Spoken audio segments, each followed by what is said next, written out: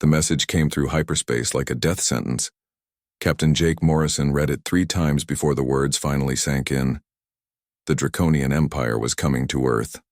Not with a small fleet or a single ship. They were sending their entire war armada. Jake stood on the bridge of the orbital station New Horizon, watching Earth turn slowly below him. The blue and green planet looked so peaceful from up here. Hard to believe that in 3 days, it might be nothing but burning, rock and ash. "Sir, we're getting calls from every defense station in the solar system," said Lieutenant Ben Davis, his voice shaking slightly.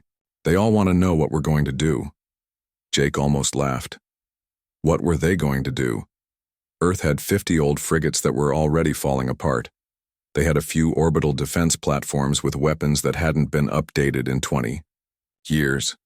Their best missiles used chemical fuel that most of the galaxy considered ancient technology. The Draconians were bringing 200 capital ships. Their smallest destroyer could probably take on half of Earth's fleet by itself. Their flagship, a massive dreadnought called Death's Embrace, was the size of a small moon. It could crack planets in half with its main weapon. "Get me, Commander. Baker on the comm," Jake said. If anyone could figure out a miracle, it would be Lisa Baker. She was the smartest military mind Earth had ever produced. Lisa's face appeared on the screen a few seconds later. Even through the fuzzy connection, Jake could see the worry in her eyes. She had been running numbers all morning, trying to find some way they could survive this. "Jake, I've run every possible scenario," she said without greeting. "We can maybe take out 10 of their ships if we're very lucky. That still leaves them with 190 ships to turn Earth into space dust." "What about evacuating the planet?" Jake asked, though he already knew the answer. "We don't have enough ships. We could maybe get 1 million people off-world before they arrive. That leaves 8 billion people with nowhere to go." Jake closed his eyes.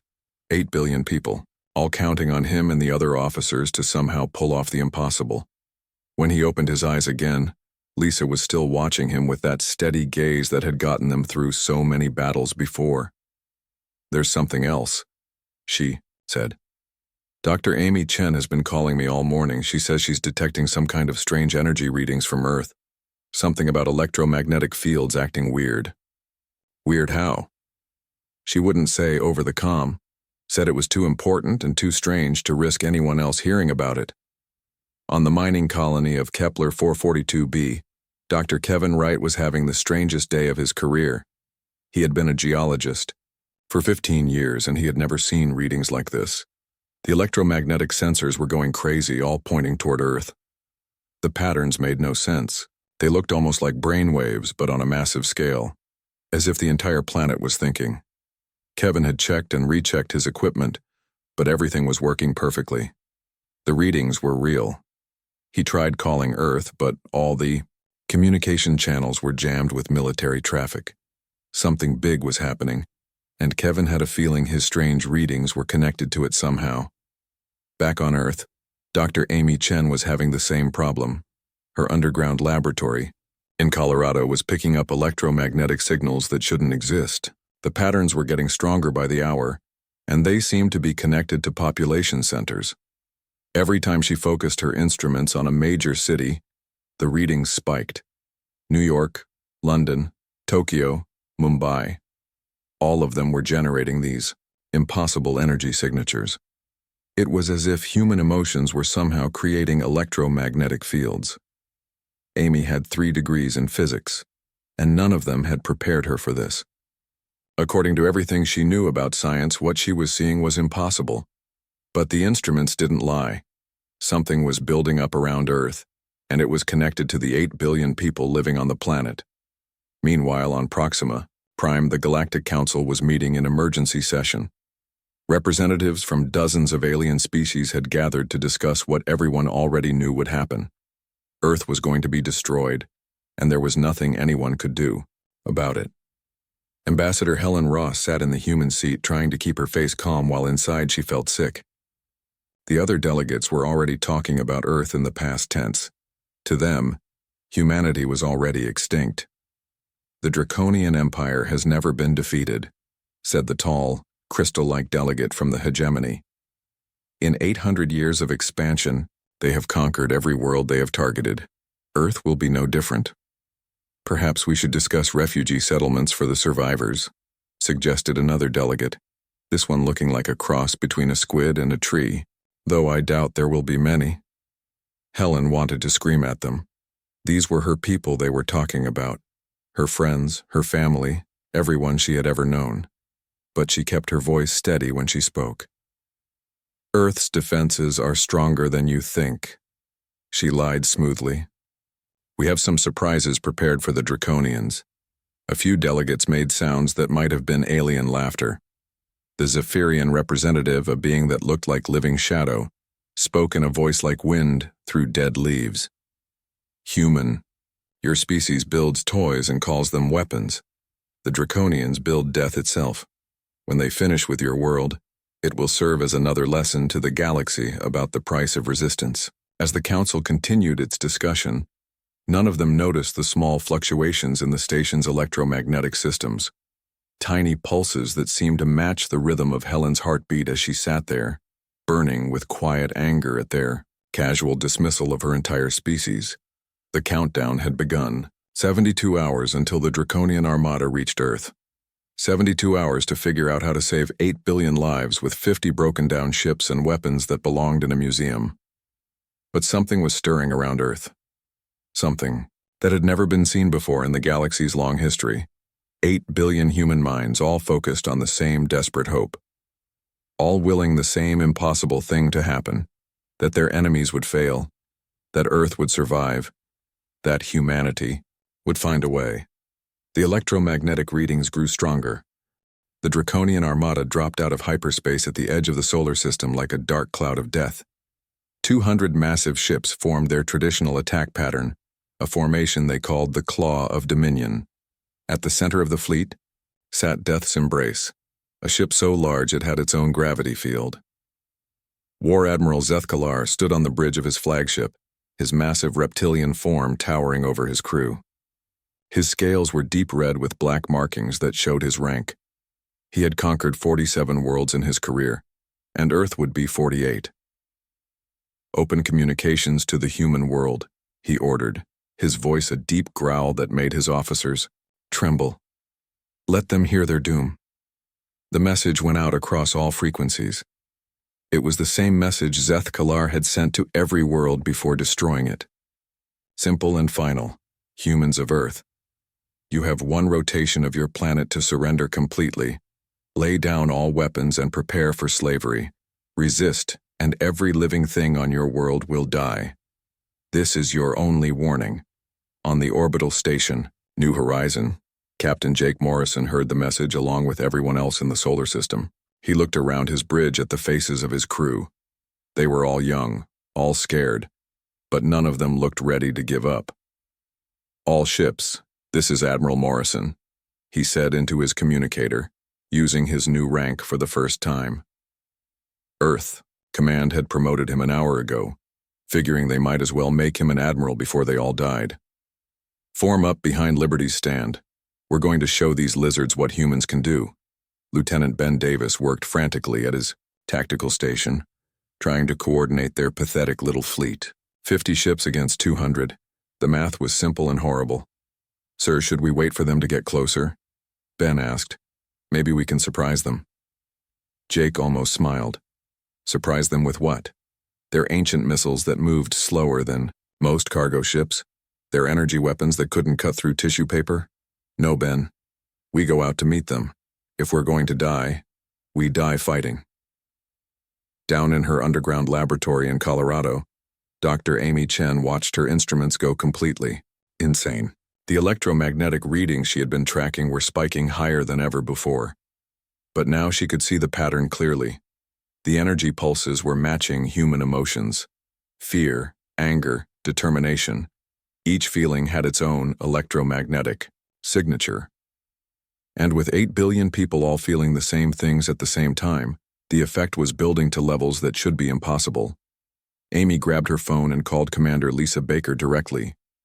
Military protocol could go to hell. This was too important. Commander Baker, you need to listen to me, she said as soon as Lisa picked up. Something is happening to Earth's magnetic field. It's connected to human emotions somehow. The more people feel strongly about something, the stronger the field gets.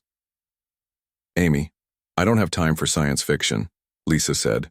We've got 200 enemy ships about to start shooting at us. That's exactly my point. Everyone on Earth is feeling the same thing right now. They're all afraid, all angry, all hoping we can somehow win. That's 8 billion minds focused on the same thing. The electromagnetic effects are off the charts. Lisa was quiet for a moment, then she said, "What kind of effects?" "I don't know yet. But whatever it is, it's building towards something big." The first battle began badly for humanity. 3 Earth frigates moved out to intercept a group of Draconian destroyers. The alien ships opened fire with their plasma cannons, weapons that could melt through the strongest armor like it was butter. The human ships died in seconds, turning into expanding clouds of superheated metal and vapor. But as they died, their crews kept fighting. They kept shooting, kept calling out targeting information to other ships, kept screaming their defiance across every communication channel, and something impossible happened. A pulse of energy erupted from Earth itself. It was invisible to the naked eye, but every sensor in the solar system detected it. A wave of electromagnetic force that spread out from the planet like ripples in a pond. On death's embrace, Communications Officer Susan Parker noticed the pulse on her instruments. It was weak, barely registering on their sophisticated sensors. "War Admiral, I'm detecting some kind of electromagnetic disturbance from the human world," she reported. Zeth Kalar barely glanced at the readings. "Primitive human technology failing, under stress. Ignore it." But the pulse wasn't random. Dr. Amy Chen, watching from her laboratory, realized that it had erupted at the exact moment the 3 human ships were destroyed, the moment when their crews died fighting, when their last thoughts were of protecting Earth. The electromagnetic wave hit the Draconian fleet and passed through it harmlessly, or so it seemed. But something had changed. The targeting computers on several Draconian ships flickered for just a moment, a tiny glitch that their technicians didn't even notice. On Earth, 8 billion people watched the battle on their screens. They saw their brave defenders die, saw the massive enemy fleet moving closer to their world. Fear and anger coursed through the collective human consciousness like lightning. Dr. Kevin Wright, still monitoring from his mining colony, saw his instruments detect another pulse. This one was stronger, more focused. It was as if the planet itself was getting angrier. The second wave of human ships moved out to attack. Captain Jake Morrison led them personally, knowing it was probably suicide but refusing to hide behind his desk while others died for him. "All ships concentrate fire on the lead destroyer," he ordered. "We might not be able to kill it, but we can bloody its nose." The human ships opened fire with everything they had: missiles, energy beams, even old-fashioned projectile weapons. Most of the shots bounced harmlessly off the Draconian shields, but a few got through when they shouldn't have. Lieutenant Ben Davis watched in amazement as their pathetic weapons seemed to hit exactly where the enemy shields were weakest. It was like winning the lottery 10 times in a row. "Sir, our hit rate is impossible," he reported to Jake. "We should be missing 90% of our shots, but we're hitting almost every time." Jake didn't have time to think about it. He was too busy trying to keep his ship in one piece as Draconian return fire lit up the space around them. But he noticed it too. Their attacks were working better than they had any right to work. On the planet below, people gathered in groups to watch the battle. In New York's Times Square, 1 million people stood together, all focused on the same desperate hope. In London, crowds filled Trafalgar Square. In Tokyo, Beijing, Moscow, and every other major city, humans came together with one shared thought: make the enemy miss, make our weapons hit, protect our world. Dr. Amy Chen watched her instruments climb toward readings that violated every law of physics she knew. The electromagnetic field around Earth was becoming so strong it should have been visible from space, but instead of destroying everything, it seemed to be responding to human will. She grabbed her phone again and called everyone she could think of. Military commanders, government officials, anyone who would listen. "You need to get people to focus," she told them. "Get them to think about the same thing. Get them to will our victory. I know it sounds crazy, but something is happening here that science can't explain. The Draconian fleet pressed forward, expecting easy victory. But War Admiral Zeth Kalar was beginning to notice problems. His ship's weapons were misfiring. Navigation systems were giving strange readings. Some of his captains reported that their instruments were showing ghost contacts that appeared and disappeared without warning. "What is causing these malfunctions?" he roared at his technicians. "Unknown, War Admiral," came the nervous reply. "All systems show normal operation, but the targeting computers keep calculating impossible trajectories." Zeth Kalar's yellow eyes narrowed. In all his years of conquest, he had never encountered anything like this. The humans were fighting with primitive weapons and ancient ships, but somehow they were inflicting damage that should have been impossible. More pulses erupted from Earth as the battle continued. Each time a human ship was destroyed, each time the population's emotions spiked. Another wave of electromagnetic energy spread through space, and with each wave, the laws of physics around Earth became a little more flexible. The Draconians found their shields failing at exactly the wrong moments. Their weapons missed targets they should have easily hit. Their formation began to drift, apart as navigation systems gave conflicting readings. On Earth, Dr. Amy Chen realized they were witnessing something that had never happened before in the history of the galaxy. Human consciousness was somehow affecting reality itself. The more desperately people wanted something to happen, the more likely it became to actually happen. She didn't know how it was possible. She didn't know why humans could do this when no other species could. But the evidence was right there on her instruments. 8 billion minds, all focused on survival, all willing victory into existence. The galaxy was about to learn something new about humanity. The battle was getting stranger by the minute. Captain Jake Morrison watched from his damaged bridge as his weapons hit targets they should never have been able to reach. His tactical officer Ben Davis kept shaking his head at the impossible readings on his screen. "Sir, that last missile strike shouldn't have worked," Ben said for the third time in 10 minutes. "The enemy destroyer's shields were at full power. Our missile was too slow and too weak, but somehow it got through and hit their main engine." Jake was starting to believe something impossible was happening. Every time his crews got desperate, every time they put everything they had into a shot, it seemed to work better than it should. It was like the universe was helping them cheat. Down on Earth, Dr. Amy Chen had figured out the truth, and it scared her more than the alien fleet above. She was watching 8 billion human minds accidentally break the laws of physics. Every time people got emotional about the battle, reality bent a little to match what they wanted. She called Commander Lisa Baker again. "Lisa, you need to coordinate this. Get people focused on specific things. If I'm right about what's happening, we can actually affect the battle by thinking about it." "Amy, that's insane," Lisa said, but her voice sounded thoughtful.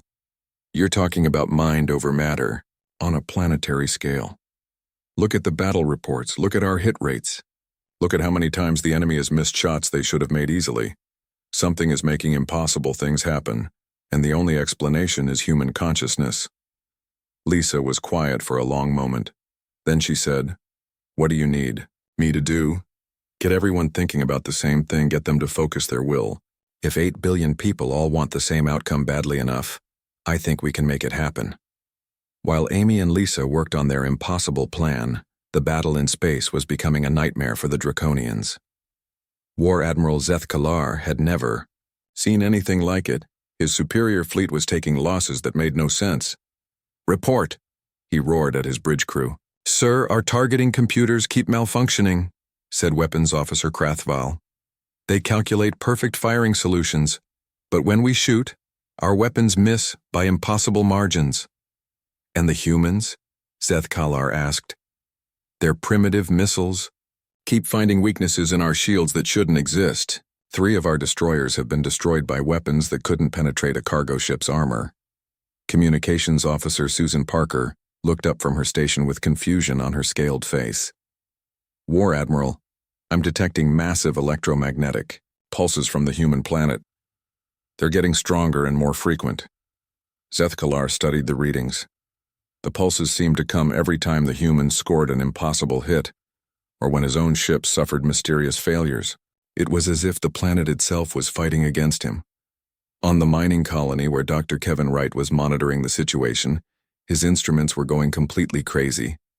The electromagnetic readings from Earth were now so strong they were interfering with equipment across the solar system.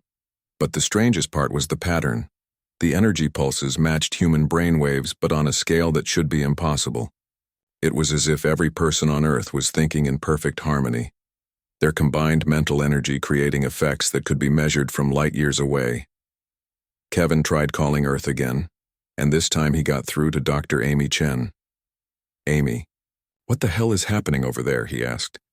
"My instruments are picking up energy readings that shouldn't be possible." "Kevin, I need you to monitor everything and record it all," Amy said quickly. "What we're seeing might be the most important discovery in human history. We're somehow affecting quantum probability through collective consciousness." "That's impossible." "So, is everything else that's happened today. Just record everything. If we survive this, we're going to need proof that it really happened." Back on Earth, Commander Lisa Baker was working on the strangest military operation of her career.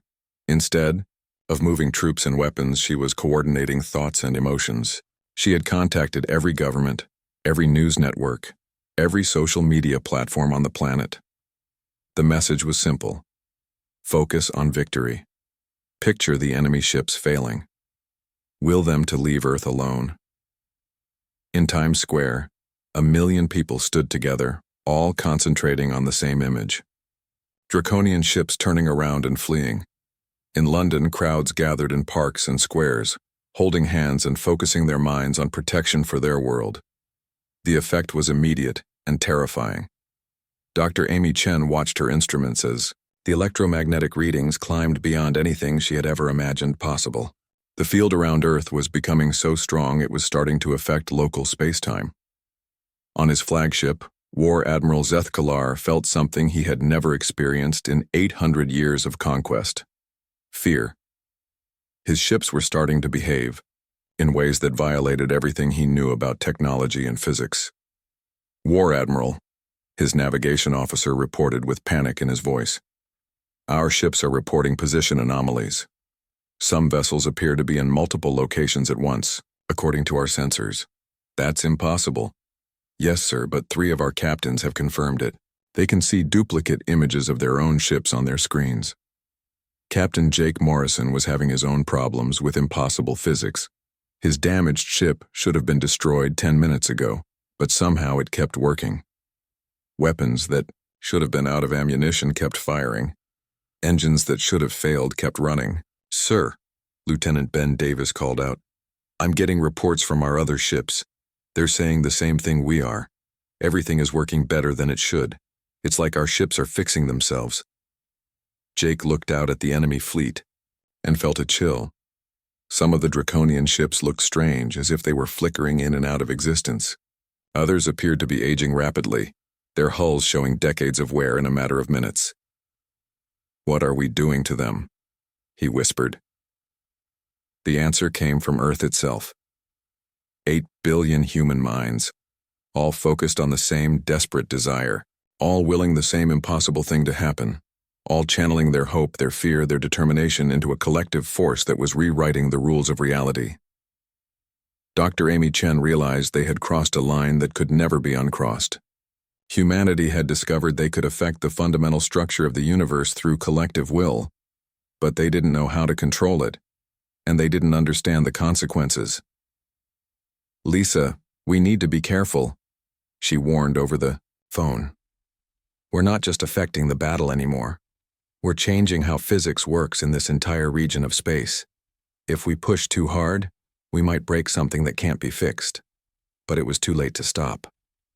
The process had taken on a life of its own. Across Earth, people were discovering that when they really wanted something to happen, when they focused all their will on a single outcome, reality would bend to accommodate them. The Draconian fleet found itself trapped in a bubble of altered space-time where human desires were becoming physical laws. Their advanced technology meant nothing when the universe itself was being rewritten by 8 billion minds working in perfect, desperate harmony. War Admiral Zethkalar stared at his instruments in growing horror as he realized that his fleet wasn't just losing a battle. They were being erased from existence by an enemy that fought with weapons he couldn't understand or defend against. The awakening had begun. Humanity was learning what they really were, what they had always been capable of, and the galaxy would never be the same. Reality was breaking down around Earth. Space itself had begun to ripple like water, bending and twisting in ways that hurt to look at. The Draconian fleet was caught in the middle of it, their massive ships stretching and distorting as the laws of physics rewrote themselves. War Admiral Zethkalar gripped the command rail of his flagship with claws that left deep scratches in the metal. His bridge crew was in full panic. Instruments showed readings that couldn't be real, yet everything was happening right in front of their eyes. "Navigation report," he roared. "Sir, we cannot determine our position," came the terrified reply. "Our sensors show us in 17 different locations simultaneously. Some readings indicate we are inside our own ship." "That is impossible." "Yes, sir. Everything happening is impossible." On Earth, Dr. Amy Chen's underground laboratory had become the center of the most important scientific discovery in human history. Her instruments were recording the complete breakdown of quantum mechanics in the space around Earth. But instead of chaos, there was a pattern. Human consciousness wasn't just affecting reality, it was becoming reality. "The field has reached critical mass," she told Commander Lisa Baker over the phone. 8 billion minds focusing on the same thing. The electromagnetic effect is so strong it's creating its own space-time bubble around Earth. "What does that mean?" Lisa asked. "It means that inside this bubble, human will determines what's physically possible. We're not just fighting the Draconians anymore. We're deciding whether they exist at all." Captain Jake Morrison watched the impossible battle unfold around him. Draconian ships were beginning to fade in and out of existence like ghosts. Some appeared to be aging centuries in seconds, their hulls corroding and falling apart. Others looked like they were being stretched across multiple dimensions. "Sir, the enemy flagship is..." Lieutenant Ben Davis paused, staring at his screen. "Sir, it's everywhere and nowhere at the same time. Our sensors can't get a solid lock on it." Jake looked out the view screen and saw Death's embrace flickering like a bad hologram. Sometimes it looked solid and threatening. Other times he could see right through it. And sometimes there were multiple copies of the same ship occupying the same space. Down on the surface of Earth, something unprecedented was happening. In every major city, millions of people had gathered together. They held hands, they prayed, they meditated, but most importantly, they all focused on the same simple thought: the invaders must leave. Times Square in New York had become a sea of humanity, 1 million people standing together, their minds joined in common purpose. In London, Trafalgar Square overflowed with crowds that spilled into every surrounding street. Moscow's Red Square, Beijing's Tiananmen Square, every major gathering place, on Earth filled with people united in desperate hope. The effect was beyond anything Dr. Amy Chen had imagined possible. The electromagnetic readings from these gathering points were so intense, they were creating visible distortions in the air above them.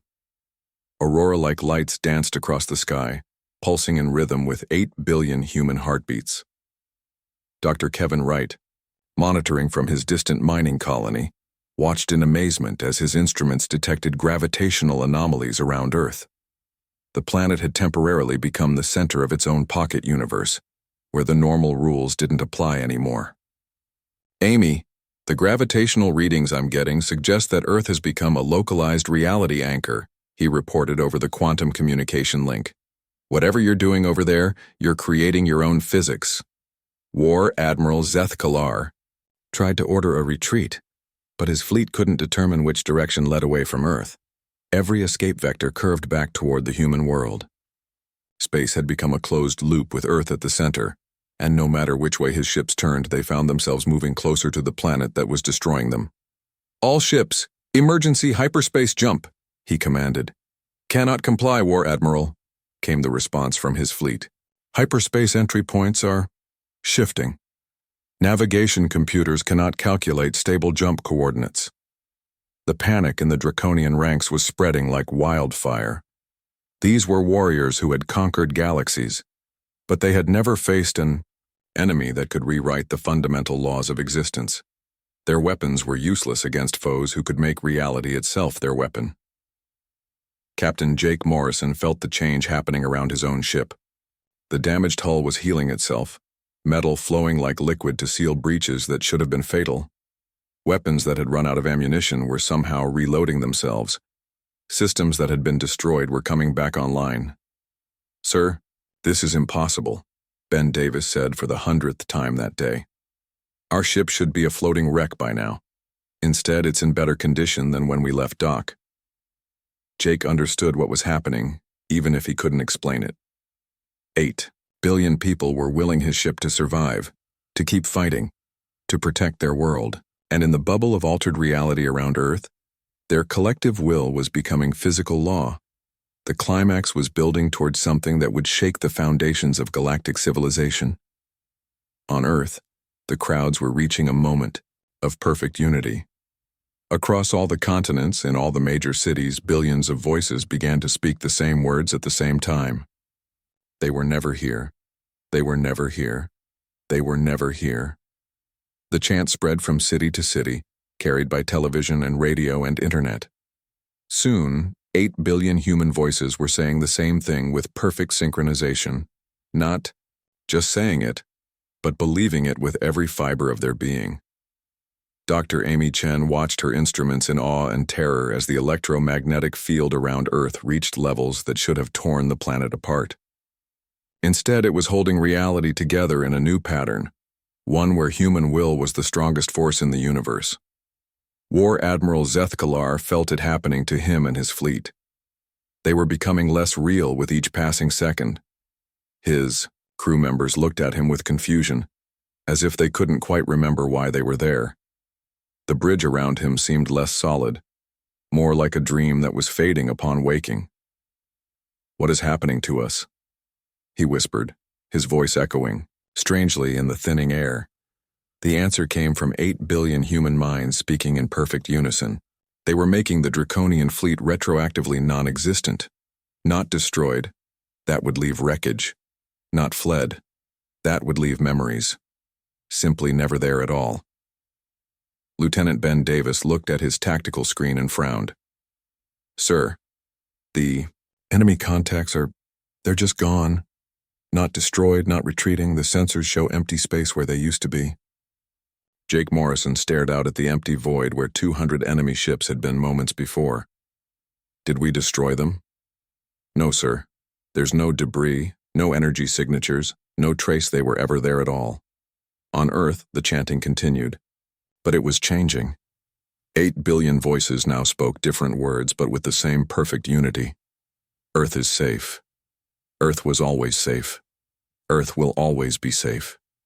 And in the bubble of altered reality that surrounded their world, those words became absolute truth. The Draconian Armada didn't just disappear. It became something that had never existed in the first place. Dr. Amy Chen realized they had crossed a line that no species in galactic history had ever crossed before. Humanity had learned to edit reality itself, to make and unmake existence with nothing more than focused will. The question now was, what would they do with that power? The silence after the battle was more frightening than the battle itself. Captain Jake Morrison stood on his bridge, staring out at empty space where 200 enemy ships had been just minutes before. His instruments showed nothing. No wreckage, no energy traces, no evidence that the Draconian fleet had ever existed. "Sir, I'm getting calls from every observatory in the system," Lieutenant Ben Davis reported, his voice shaking. "They're all asking the same question. Where did the enemy fleet go?" Jake didn't have an answer. According to his sensors, there had never been any enemy fleet. But he remembered the battle. He remembered watching his friends die fighting impossible odds. He remembered the fear and the desperate hope. "Ben, check our battle records. Do we have any proof of what just happened?" Ben worked at his console for several minutes before looking up with confusion. "Sir, our computers show we've been on routine patrol for the past 6 hours. There's no record of any battle. No record of any enemy contacts at all. Down on Earth, Dr. Amy Chen was having the same problem. Her instruments had been recording impossible electromagnetic readings all day. But now, when she tried to access the data, her computers claimed there was nothing to show. According to every scientific instrument on the planet, nothing unusual had happened. But Amy remembered. She remembered the readings that violated physics. She remembered calling Commander Lisa Baker about collective human consciousness affecting reality. She remembered watching 8 billion minds rewrite the laws of existence. She tried calling Lisa, but the commander's office said she was in a routine staff meeting. When Amy finally got through, Lisa sounded confused. "Amy, what battle are you talking about? Earth hasn't been under attack. We got some reports about unusual electromagnetic readings, but our scientists say it was probably solar activity." "Lisa, don't you remember? The Draconian fleet? The impossible battle? We discovered that human consciousness can affect reality itself." There was a long pause. Then Lisa said carefully, "Amy, I think you might be working too hard. Maybe you should take some time off."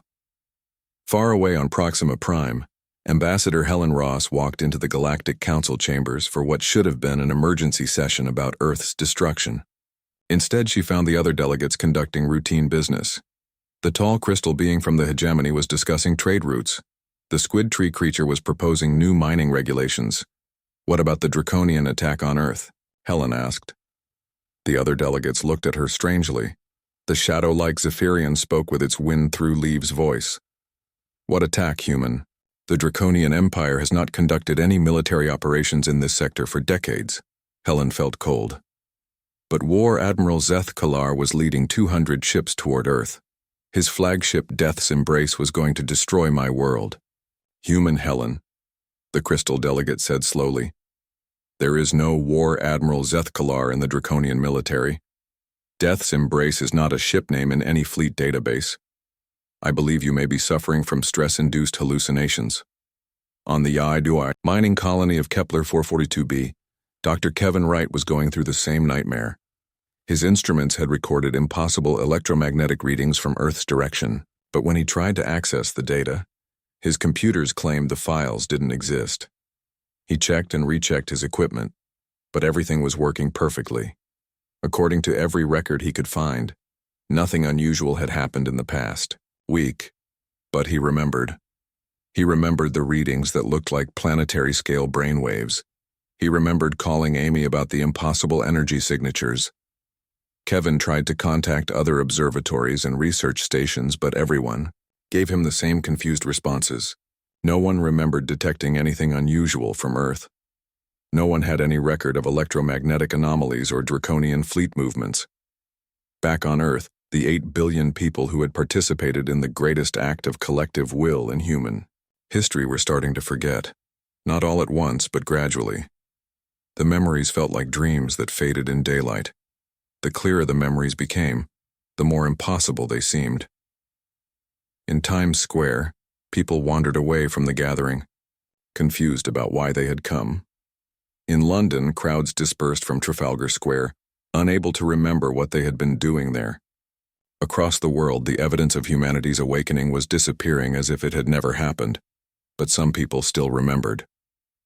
Dr. Amy Chen continued her research, even though her equipment showed no evidence of what she had witnessed. She began writing everything down, creating physical records that couldn't be digitally erased. Captain Jake Morrison kept asking questions, even though his crew thought he was losing his mind. He knew something incredible had happened, something that had changed the fundamental nature of reality around Earth. Dr. Kevin Wright established the Wright Institute for Consciousness Studies, claiming it was to research theoretical connections between human psychology and electromagnetic fields. Other scientists thought he was pursuing pseudoscience, but a few brilliant minds from across the galaxy quietly began investigating his work. Commander Lisa Baker found herself implementing new military protocols that didn't make sense to anyone else. She organized units of soldiers trained in probability enhancement, meditation and focus exercises that seemed pointless, but somehow made their missions succeed more often than they should. The strangest change was in the Draconian Empire itself. War Admiral Zeth Kalar woke up in his quarters one day, convinced he had experienced the most vivid nightmare of his long career. He had dreamed of leading a massive fleet to destroy a small blue world, only to have his ships erased from existence by the planet's inhabitants. The dream felt so real that he checked the fleet databases, but there was no record of any operation against Earth. The planet wasn't even marked as a target of interest in Draconian military files.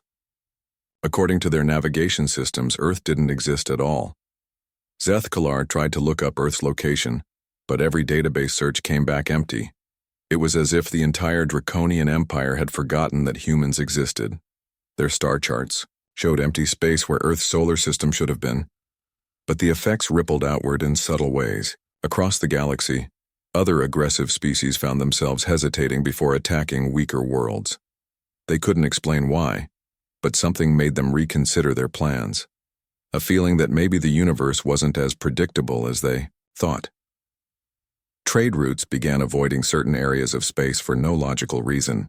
Explorers reported strange dreams about a blue world populated by creatures who could think reality into new shapes.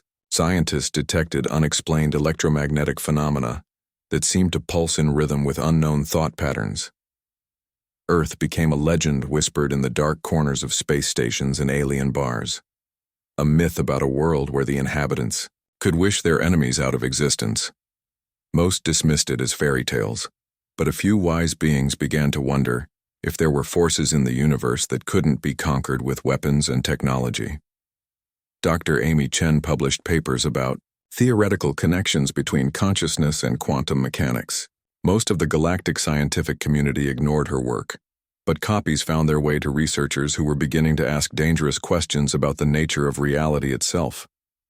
Humanity had learned the greatest secret in the universe, that reality was far more flexible than anyone imagined. But they had also learned to hide that knowledge, even from themselves. The power to reshape existence was too dangerous to use carelessly, too terrifying to remember clearly. Earth continued to orbit its star, looking peaceful and harmless to any observer, but sometimes late at night, sensitive individuals across the galaxy would wake from dreams of a world where 8 billion minds had spoken in perfect unison, rewriting the laws of physics with nothing more than focused will. The Draconian Armada had disappeared on Earth, and the galaxy couldn't explain it because the galaxy had been made to forget it had ever happened at all. But deep in the quantum foam that underlies all reality, the memory remained, waiting for the day when humanity might need to remember what they were truly capable of.